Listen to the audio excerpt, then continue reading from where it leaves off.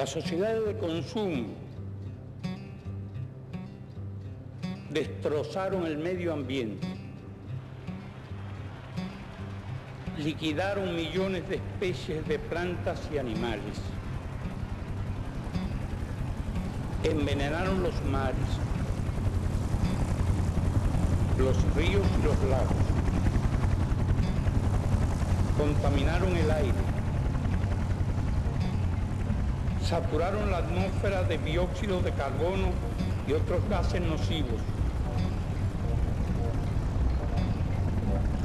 rasgaron la capa de ozono, agotaron yacimientos de petróleo, carbón, gas natural y enormes riquezas de minerales sólidos.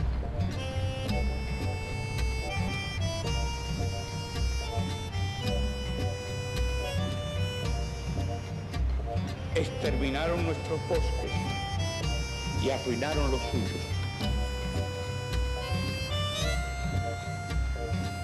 ¿Qué quedó para nosotros? El subdesarrollo, la pobreza, la dependencia, el atraso, la deuda y la incertidumbre. Para las sociedades superdesarrolladas, el problema no es crecer, sino distribuir. Y no solo distribuir entre ellas, sino distribuir entre todos. El crecimiento sostenible de que se habla es imposible sin una distribución más justa entre todos los países.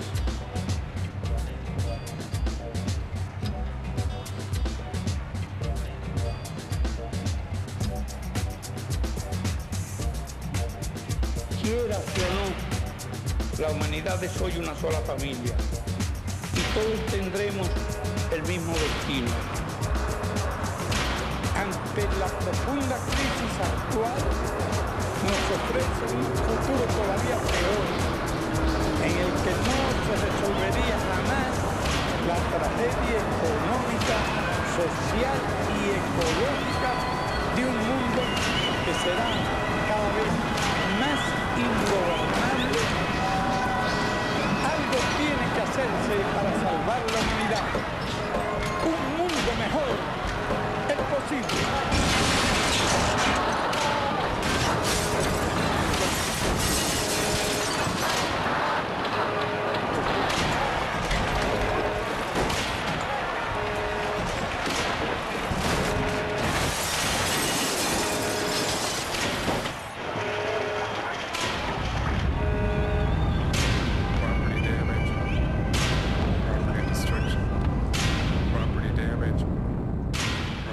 Coloro che erano venuti qui per manifestare pacificamente il loro dissenso non abbiano potuto farlo pacificamente perché elementi dediti quasi professionalmente con la vocazione alla violenza.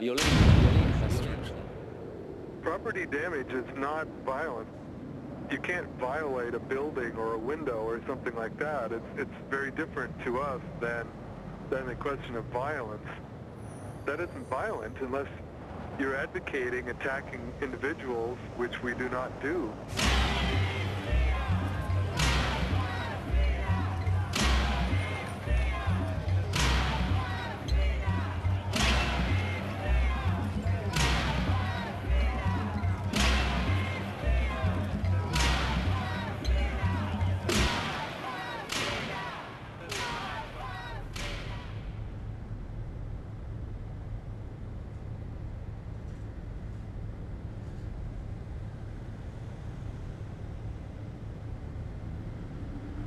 The elite class was sort of panicking, you know, after Seattle especially. So they sort of were looking for the reason. And the only name you can point at was John Selzon. If you're looking for a mind behind the movement, it's definitely John Searson. He has written this one book basically thinks that in order to save the world, we have to go back to Stone Age. And the way to get there is to destroy the industries and everything.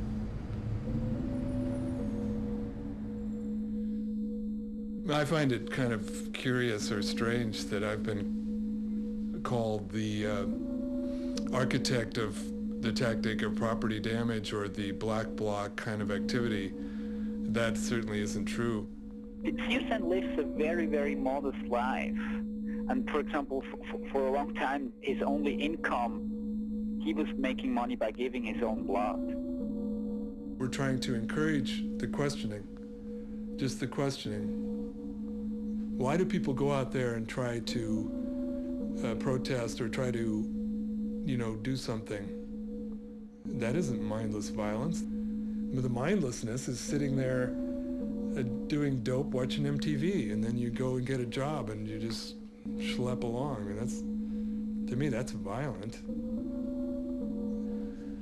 There's more and more signs everywhere that the life of consumerism is really not a satisfying life.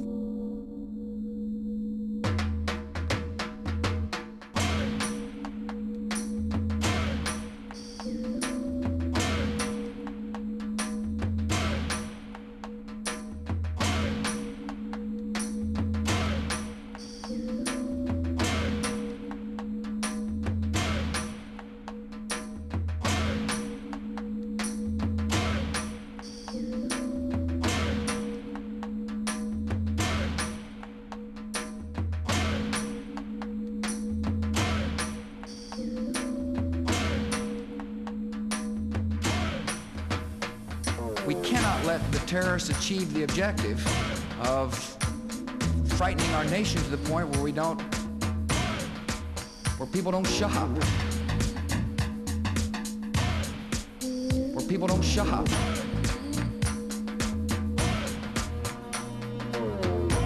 The will to consume terrorizes you. We're terrorized into being consumers. We have the freedom to choose between brand A and brand B and brand C. That's about it for freedom. We cannot let the terrorists achieve the objective of frightening our nation to the point where we don't conduct business, where people don't shop. Yeah, I think there's too much stuff to constantly work and constantly consume. It's madness. It's destroying everything, and it just has to go. I see very little that's worth preserving. I see no value or health in maintaining the system. And to get all these things, it is a matter of coercion after all. People are forced to be in the mines and on the assembly lines. And without that, without these things, you don't have all this stuff. You don't have a world of things that we're supposed to strive after all of our lives. I don't think there's anyone who seriously embraces it, but the inertia carries it forward. It has to be stopped. It has to be destroyed.